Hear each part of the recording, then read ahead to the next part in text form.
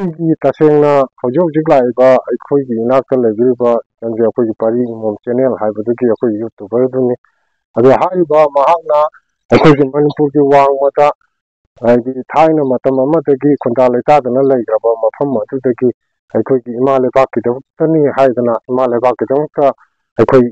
ꯑꯉꯝꯕ ꯊꯧꯗꯥꯡ ꯂꯧꯗꯕ ꯌꯥꯗꯦ ꯍꯥꯏꯗꯅ ꯑꯩꯈꯣꯏꯒꯤ ꯂꯥꯟꯐꯝ ꯑꯣꯏꯔꯤꯕ ꯃꯅꯤꯄꯨꯔꯒꯤ ꯁꯤꯒꯨꯝꯕ ꯑꯩꯈꯣꯏꯒꯤ ꯀꯧꯇꯨꯛ ꯍꯥꯏꯔꯤꯕ ꯈꯨꯡꯒꯪꯁꯤꯒꯤ ꯆꯤꯡꯈꯣꯡꯗ ꯂꯥꯛꯇꯅ ꯑꯩꯈꯣꯏꯕꯨ ꯀꯗꯥꯏꯗ ꯀꯔꯤꯗ ꯁꯣꯏꯈꯤ ꯉꯥꯝꯈꯤꯗꯒꯦ ꯍꯥꯏꯗꯅ ꯑꯩꯈꯣꯏꯒꯤꯗꯃꯛꯇ ꯍꯥꯏꯗꯤ ꯑꯉꯝꯕ ꯈꯔꯗꯪ ꯑꯣꯏꯔꯒꯁꯨ ꯃꯇꯦꯡ ꯄꯥꯡꯗꯕ ꯌꯥꯗꯦ ꯍꯥꯏꯗꯅ ꯂꯥꯛꯄꯤꯔꯤꯕ ꯑꯩꯈꯣꯏꯒꯤ ꯄꯥꯔꯤꯃꯣꯝ ꯆꯦꯅꯦꯜꯒꯤ ꯃꯤꯑꯣꯏꯁꯤꯡꯕꯨꯁꯨ ꯍꯥꯏꯅꯤꯡꯉꯥꯏ ꯂꯩꯇꯅ ꯊꯥꯒꯠꯆꯔꯤ ꯃꯇꯨꯡꯗꯁꯨ ꯑꯩꯈꯣꯏ ꯄꯥꯔꯤꯃꯣꯝ ꯆꯦꯅꯦꯜꯒꯤ ꯑꯩꯈꯣꯏꯒꯤ ꯖꯟꯁꯤꯅ ꯖꯒꯥ ꯖꯒꯥ ꯈꯨꯗꯤꯡꯃꯛꯇ ꯆꯠꯇꯅ ꯍꯥꯏꯗꯤ ꯑꯩꯈꯣꯏꯒꯤ ꯈꯨꯟ ꯉꯥꯛꯏꯕ ꯃꯌꯥꯝꯁꯤꯡꯗ ꯃꯇꯦꯡ ꯄꯥꯡꯕ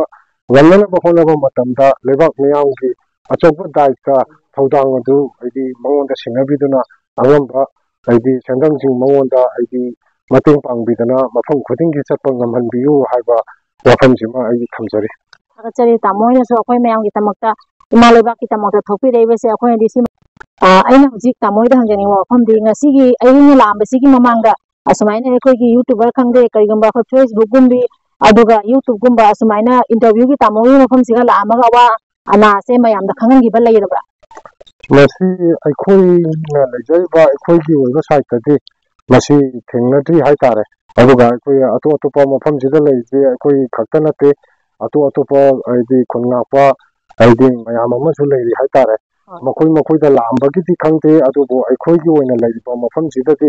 ꯑꯗꯨꯃꯛꯇꯤ ꯍꯧꯖꯤꯛ ꯐꯥꯎꯕꯗ ꯂꯥꯛꯄ ꯂꯩꯇ꯭ꯔꯤ ꯍꯥꯏꯖꯕꯗꯤ ꯇꯥꯃꯣ ꯍꯣꯏꯒꯤ ꯃꯐꯝꯁꯤꯒ ꯇꯥꯃꯣ ꯍꯣꯏꯅ ꯉꯁꯤ ꯈꯨꯟ ꯉꯥꯛꯄꯅꯦꯅ ꯉꯥꯛꯏꯕꯁꯤꯒ ꯉꯁꯤꯐꯥꯎꯗ ꯐꯦꯁꯕꯨꯛꯇ ꯌꯨꯇꯨꯕꯇ ꯀꯔꯤꯒꯨꯝꯕ ꯃꯦꯗꯤꯌꯥꯗ ꯉꯁꯤ ꯐꯥꯎꯅ ꯁꯟꯗꯣꯛꯄ ꯂꯩꯖꯗ꯭ꯔꯤ ꯉꯁꯤꯅ ꯑꯍꯥꯟꯕ ꯑꯣꯏꯅ ꯇꯥꯃꯣ ꯍꯣꯏꯅ ꯑꯩꯈꯣꯏꯅ ꯆꯪꯍꯟꯕꯁꯤꯒ ꯑꯁꯨꯝ ꯑꯋꯥ ꯑꯅꯥꯁꯤꯒꯤ ꯃꯇꯥꯡꯗ ꯑꯩꯈꯣꯏ ꯂꯩꯔꯤꯕ ꯏꯆꯤꯜ ꯏꯅꯥꯎꯁꯤꯡꯒꯤ ꯃꯐꯝꯗ ꯈꯖꯤꯛꯈꯛ ꯊꯝꯖꯔꯛꯄꯅꯤ ꯇꯥꯃꯣ ꯍꯣꯏꯒ ꯑꯗꯨꯒ ngasi aina ibung yupasinga unaba changuba mafam ase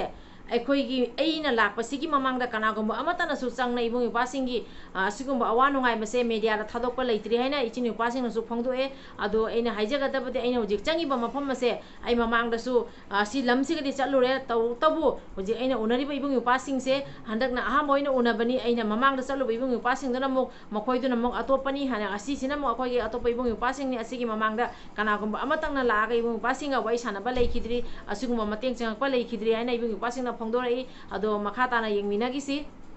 ꯑꯩꯈꯣꯏꯅ ꯂꯥꯛꯆꯔꯤꯕ ꯃꯐꯝꯁꯦ ꯇꯥꯃꯣ ꯍꯣꯏꯗꯒꯤ ꯍꯧꯖꯤꯛ ꯇꯥꯃꯣ ꯍꯣꯏꯒꯤ ꯑꯋꯥꯠ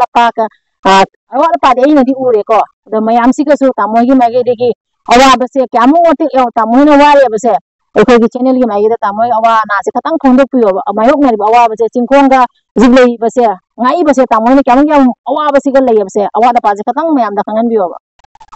ꯌꯥꯝ ꯅꯨꯡꯉꯥꯏꯖꯩ ꯑꯩꯈꯣꯏꯒꯤ ꯄꯥꯔꯤꯃꯣꯝ ꯆꯦꯅꯦꯜꯒꯤ ꯀꯩꯅꯣꯁꯤꯡꯅ ꯂꯥꯛꯄꯤꯔꯀꯥꯟꯗ ꯌꯨꯇꯨꯕꯔꯁꯤꯡꯅ ꯂꯥꯛꯄꯤꯔꯒ ꯑꯩꯈꯣꯏꯒꯤ ꯀꯧꯇꯨꯛꯀꯤ ꯈꯨꯟ ꯉꯥꯛꯏꯕ ꯑꯩꯈꯣꯏ ꯃꯌꯥꯝꯗ ꯀꯔꯤ ꯑꯋꯥꯠ ꯑꯄꯥ ꯂꯩꯕꯤꯔꯤꯒꯦ ꯑꯋꯥꯠ ꯑꯄꯥ ꯀꯔꯤꯅꯣꯅ ꯍꯪꯕꯤꯔꯕ ꯑꯁꯤ ꯑꯩꯈꯣꯏꯒꯤ ꯈ꯭ꯋꯥꯏꯗꯒꯤ ꯃꯁꯤ ꯊꯃꯣꯏ ꯁꯦꯡꯅ ꯅꯨꯡꯉꯥꯏꯖꯕ ꯐꯥꯎꯖꯩ ꯑꯗꯨ ꯇꯁꯦꯡꯅ ꯑꯋꯥꯠꯄꯒꯤꯗꯤ ꯑꯋꯥꯠꯄ ꯉꯥꯛꯇꯅꯤ ꯑꯗꯨ ꯇꯧꯕꯇꯕꯨ ꯑꯋꯥꯠꯄ ꯈꯨꯗꯤꯡꯃꯛ ꯍꯥꯏꯗꯤ ꯑꯩꯈꯣꯏ ꯂꯣꯏꯅꯃꯛ ꯍꯥꯏꯗꯤ ꯑꯩꯈꯣই ꯐꯪꯒꯗꯕꯅꯤ ꯍꯥꯏꯕꯗꯤ ꯂꯩꯇꯦ ꯑꯗꯨ ꯆꯍꯤ ꯑꯃ ꯍꯦꯟꯅ ꯂꯥꯟꯁꯤ ꯍꯥꯏꯗꯤ ꯀꯨꯀꯤ ꯅꯥꯀꯣ ꯇꯦꯔꯣꯔꯤꯁꯁꯤꯡꯅ ꯑꯩꯈꯣꯏ ꯃꯩꯇꯩꯁꯤꯡꯗ ꯂꯥꯟꯗꯥꯔꯛꯄꯁꯤ ꯆꯍꯤ ꯑꯃ ꯍꯦꯜꯂꯛꯂꯕꯅꯤ ꯑꯗꯨꯕꯨ ꯃꯁꯤ ꯄ꯭ꯔꯖꯥ ꯄꯨꯝꯅꯃꯛꯁꯨ ꯑꯋꯥꯕꯒꯤ ꯈꯝ ꯊꯦꯡꯕ ꯍꯥꯏꯕꯗꯨ ꯑꯣꯏꯔꯕꯅꯤ ꯑꯗꯨ ꯇꯧꯕꯇꯕꯨ ꯉꯁꯥꯏꯒꯤ ꯃꯐꯝꯁꯤꯗ ꯋꯥꯠꯂꯤꯕꯁꯤ ꯑꯩꯈꯣꯏꯒꯤ ꯈ꯭ꯋꯥꯏꯗꯒꯤ ꯃꯔꯨ ꯑꯣꯏꯔꯤꯁꯤ ꯀꯨꯀꯤꯁꯤꯡꯅ ꯂꯥꯟꯗꯥꯔꯛꯄ ꯃꯇꯝꯗ ꯑꯩꯈꯣꯏꯅ ꯑꯃꯨꯛ ꯍꯥꯏꯗꯤ ꯃꯈꯣꯏꯕꯨ ꯉꯥꯛꯊꯣꯛꯆꯅꯕ ꯑꯩꯈꯣꯏꯅ ꯍꯥꯏꯗꯤ ꯈꯨꯠ ꯍꯟꯅꯅꯕꯒꯤ ꯍꯣꯠꯅꯕ ꯃꯇꯝꯗ ꯑꯩꯈꯣꯏꯒꯤ ꯅꯣꯡꯃꯩ ꯑꯃꯨꯔꯛ ꯃꯈꯣꯏꯅ ꯑꯍꯤꯡ ꯑꯃ ꯂꯥꯟꯗꯥꯔꯛꯄꯗ ꯑꯩꯈꯣꯏꯅ ꯍꯟꯕ ꯃꯇꯝꯗ ꯌꯥꯝꯗ꯭ꯔꯕꯗ ꯍꯥꯏꯗꯤ ꯂꯨꯄꯥ ꯂꯥꯛ 8-9ꯒꯤ ꯃꯔꯨꯁꯦ ꯑꯩꯈꯣꯏ ꯑꯗꯨꯝ ꯁꯤꯖꯤꯟꯅꯩ ꯀꯥꯞꯊꯣꯛꯏ ꯃꯔꯝꯗꯤ ꯃꯈꯣꯏꯅ ꯍꯦꯟꯖꯜꯂꯛꯄ ꯉꯝꯗꯅꯕ ꯍꯣꯠꯅꯕꯗ ꯑꯗꯣ ꯁꯤꯒꯨꯝꯕ ꯄ꯭ꯔꯣꯕ꯭ꯂꯦꯝ ꯃꯌꯥꯝꯁꯤ ꯉꯁꯤꯐꯥꯎꯗ ꯄ꯭ꯔꯖꯥꯁꯤꯡꯗ ꯑꯩꯈꯣꯏ ꯊꯣꯏꯗꯣꯛꯅ ꯍꯥꯏꯗꯤ ꯍꯥꯏꯗꯦ ꯍꯥꯏꯇꯥꯔꯦ ꯃꯔꯝꯗꯤ ꯄ꯭ꯔꯖꯥ ꯃꯌꯥꯝꯅ ꯑꯉꯝꯕ ꯀꯔꯤꯒꯨꯝꯕ ꯈꯔ ꯁꯨꯝ ꯆꯥꯅ ꯊꯛꯅꯕ ꯊꯤꯟꯕꯤꯔꯛꯇꯅ ꯑꯃ ꯇꯧꯗꯅ ꯑꯗꯩꯗꯤ ꯄꯩꯁꯥ ꯅꯨꯡꯁꯥ ꯑꯣꯏꯅ ꯃꯇꯦꯡ ꯄꯥꯡꯕꯤꯔꯛꯄ ꯑꯗꯨꯒꯨꯝꯕ ꯃꯌꯥꯝꯁꯤꯡꯗꯨꯅ ꯑꯩꯈꯣꯏ ꯉꯁꯤꯐꯥꯎ ꯃꯦꯅꯦꯖ ꯇꯧꯔꯒ ꯂꯩꯖꯔꯤ ꯍꯥꯏꯇꯥꯔꯦ ꯑꯗꯣ ꯇꯧꯕꯇꯕꯨ ꯃꯁꯤ ꯑꯋꯥꯠꯄꯒꯤ ꯑꯋꯥꯠꯄ ꯉꯥꯛꯇꯅꯤ ꯍꯥꯏꯕꯗꯨꯃꯗꯤ ꯍꯥꯏꯗꯤ ꯑꯩ ꯊꯝꯖꯒꯦ इचिनाव मयामगी मतेंग नत्रगदि करिसु ngamde इचिनाव मयामगी मतेंग दगी ngasi ainasu ibung yupa sing unaraga angam mateng sitang pijari bese ibung yupa mayam amasung इचिनाव मयामना पिरकpa amount donation do aduna mateng to amangam jabani mateng aina pang manate इचिनाव मयामना पिरकpa amount na mateng pang jabani ado ai mafam amani heka sakada wali adudi mayam da video ina hapjarani mamang da chalu basing di video hapangamde ado ngasi aina hapjare video se ibung yupa singa wari sanara kan ibung yupa singna hapo yarani haiba kan da video se hapjarakpani ado ina mafam amani heka chatori basi kasu mayamna angamba mateng khajik khajang pangbiu haina ai channel se gaina phone pay amasung QR hapjage mayam punamak nasu angamba mateng tobirakani habagi thaje base thamjari lupa manga tara tang oigasu mayamna mateng tobiu asi opam tang thamjage kai mum channel na yengbiri ba mayam puna po ikong nonjari hoji hoji ene lei mafam se kautuk ki chingkhong dani kukina masing lai tana landara iba adu go mayam na khangna ba mafam kautuk hai ba mafam duni asiga awana khudi makta saruk mamang khangna saruk mayok na riba awana abada khwai dagi yamna awana nangna mayok na riba ibung yupa myang yafam da si changaga ibung yupa sing dagi wahang khasang hangjaraga akoina su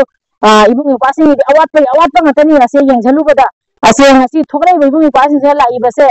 isa gi kaisu kana bale te khoi mali ba ki tamakta meite ifu bi jati gi tamakta ni aina thoklaga kathokpa gi saruk tani ibung yupa sing ngasi lai base ngasi yumda hanjandana Tiani sure yum da changba phangdadana isa gi family thadoga isa gi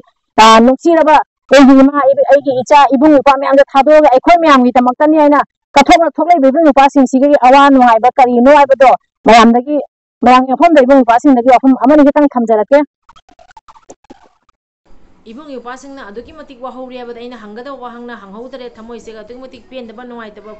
phawi ibung yupa singa wai sana bada adu ngasi ibung yupa singna kathoi base अखोई मयाम की तमक्तनी ngasi jum hanjandagagi asumaina kukina landarai base meter chama chani khatang lapna badani asegi siga sokpa siba loina marana ingatani asegi se kanagum amana sen piraga tolob charaga leibana te maitei ngakna bagi ifrup ngakna bagi tamakta leibani adun ibung upasing gi awa base obada akhoi aduki matik pende adu orega so khaji khatang oi se ibung upasing awa ba hangbang ami base mayam gi support gi ngamjabani aduna donation pibi reiba mayam puna makpuso amuka su pari mom channel gi magi degi ikok nonjari ado ichinaw mayam gi wari se asum tami nagi si nong si churami nong di huji khara hang khare huji kautuk jawre chingkhong jawraga amuk phone tor mayam do ucharake ado ichinaw mayam huji leibe fivam se makha da leise sport complex ni adu mathak ta tariba singsena kuki ni tuk tani ko huji ichinaw mayam kautuk changjale ado huji mayam ucharakada badi se chingda leiriba se makha da leibe se khoi maitai ni aba do mathak ta uriba singse loi kuki ngatani ei jum tora mayam do ucharake ngasi gi fivam makada leiribasina maitaini aduga mathakta khara taribase asina kuki ni aba moi singchina lansi chingthakte kapthara aga makada lanse tarakna sum tauna leire aba aduga hojik saribasina sport complex wana sajanba loidiri hojik asugumba kuki na landana leibadagi toriba fiam se yengbiu hojik lambi se aduki matik phatte kautuk akoi kautuk ti changya ba da mafam da jawraga sum mayam da muk khara ucharake utpa yaba hengai ulake hoji ichinaw mayam ai kautuk te yore ichini kwa mayam ga ngak khama wai sanare hoji mayam da su ichinaw singa wakhang amani sanabado mayam da thamjarake adudi makha na sum wahang se akhoi wai kai sanai do mayam da thamjarake ngasi aina ibung upasing gi mateng to bangam jari basisu akoi nuksir bai chinaw mayamna angam donation pibirak padagi aina suma pham khara chacharaga mayamna pibirak pa amount se thinba chachabani aduga video aina ngarang na hali chaluwa video se hapa yada badagi aina video namna hauda badagi video se hapcharak tabani ado hojik aina hojik hapchari ba video se ibung upasinga wari sanara kan ibung upasina hapo haira kan hapcharak pani aduga hojik hayeng su hangchi chu ai mafam khara chatkadaba leiri adusu mayang pham da sum hapcharake adusu hapa yaba ngata oina hapchara ani ado ichinaw singna angama mateng khajitang pibiu haina pari mom channel la yengbiro mayam puna ke pham dasu ikok no na request tawjari gi tasengna hojik laiba akhoi gi nakta lebiba jange akhoi gi pari mom channel haibadu gi akhoi youtuber duni ado haiba mahakna akhoi gi manipur gi wangmata ai thaina matam amadagi khunda leita dana leigraba mafam adudagi akhoi gi imale bakki dawtani haidana imale bakki dawta akhoi angam thawdang lawtaba yati haidana akhoi gi langpham moiriba manipur gi sugumba akhoi gi koktuk aiba khungang sigi chingkhong da lakana akhoi bu kadai da kari da soi gi ngam gi dage adana akhoi gi namukta ide angam kharadang waraga ju mateng pangtaba yati adana lakpiriba akhoi gi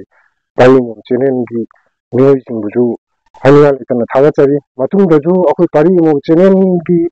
ꯑꯩꯈꯣꯏꯒꯤ ꯖꯟꯁꯤꯅ ꯖꯒꯥ ꯖꯒꯥ ꯈꯨꯗꯤꯡꯃꯛꯇ ꯆꯠꯇꯅ ꯍꯥꯏꯗꯤ ꯑꯩꯈꯣꯏꯒꯤ ꯈꯨꯟ ꯉꯥꯛꯏꯕ ꯃꯌꯥꯝꯁꯤꯡꯗ ꯃꯇꯦꯡ ꯄꯥꯡꯕ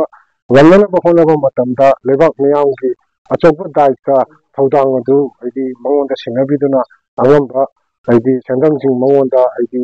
ꯃꯇꯦꯡ ꯄꯥꯡꯕꯤꯗꯅ ꯃꯐꯝ ꯈꯨꯗꯤꯡꯒꯤ ꯆꯠꯄ ꯉꯝꯍꯟꯕꯤꯌꯨ ꯍꯥꯏꯕ ꯋꯥꯐꯝꯁꯤꯃ ꯑꯩ ꯊꯝꯖꯔꯤ ꯊꯥꯒꯠꯆꯔꯤ ꯇꯥꯃꯣ ꯍꯣꯏꯅꯁꯨ ꯑꯩꯈꯣꯏ ꯃꯌꯥꯝꯒꯤꯗꯃꯛꯇ ꯏꯃꯥ ꯂꯩꯕꯥꯛꯀꯤꯗꯃꯛꯇ ꯊꯣꯛꯄꯤꯔꯛꯏꯕꯁꯦ ꯑꯩꯈꯣꯏꯅꯗꯤ ꯁꯤ ꯃꯄꯣꯛꯁꯤꯃꯒꯤ ꯑꯣꯏꯅ ꯑꯩꯈꯣꯏꯅ ꯇꯥꯃꯣ ꯍꯣꯏꯒꯤ ꯂꯃꯟꯁꯦ ꯇꯣꯟꯁꯤꯟꯖꯔꯕꯅꯤ ꯑꯩꯈꯣꯏ ꯂꯩꯔꯤꯕ ꯃꯩꯇꯩ ꯏꯆꯤꯜ ꯏꯅꯥꯎꯒꯤꯗꯃꯛꯇ ꯊꯣꯛꯄꯤꯔꯛꯏꯕ ꯇꯥꯃꯣ ꯍꯣꯏꯕꯨꯁꯨ ꯃꯇꯝ ꯈꯨꯗꯤꯡꯃꯛꯇ ꯎꯗꯧ ꯄꯥꯈꯪꯕꯅ ꯆꯥꯟꯕꯤꯕ ꯑꯣꯏꯁꯅꯨ ꯍꯥꯏꯅ ꯅꯆꯟꯅ ꯑꯁꯤ ꯋꯥꯐꯝꯁꯤꯃ ꯊꯝꯖꯔꯒ ꯉꯁꯤꯒꯤꯗꯤ ꯃꯇꯥꯡꯁꯤꯒ ꯂꯣꯏꯁꯤꯟꯖꯔꯒꯦ ꯃꯊꯪ ꯚꯤꯗꯤꯑꯣꯗ ꯑꯃꯨꯛ ꯑꯩꯈꯣꯏꯅ ꯑꯀꯟꯕ ꯃꯐꯝꯗ ꯆꯠꯂꯨꯕꯗ ꯃꯌꯥꯝꯗ ꯊꯝꯖꯔꯛꯀꯦ ꯏꯃꯥ ꯂꯩꯕꯥꯛꯅ ꯌꯥꯏꯐꯔꯦ ꯍꯧꯒꯠꯂꯒ ꯍꯥꯏꯔꯁꯨ ꯑꯗꯨꯗꯤ ꯅꯨꯡꯉꯥꯏꯇꯦ ꯑꯗꯨꯗꯤ ꯑꯩ ꯍꯥꯏꯔꯒꯦꯀꯣ ꯀꯪꯂꯩꯄꯥꯛꯅ ꯌꯥꯏꯐꯔꯦ ꯀꯪꯂꯩꯄꯥꯛꯅ ꯌꯥꯏꯐꯔꯦ ꯏꯃꯥ ꯂꯩꯕꯥꯛꯅ ꯌꯥꯏꯐꯔꯦ ꯏꯕꯨꯙꯧ ꯄꯥꯈꯪꯕꯅ ꯌꯥꯏꯐꯔꯦ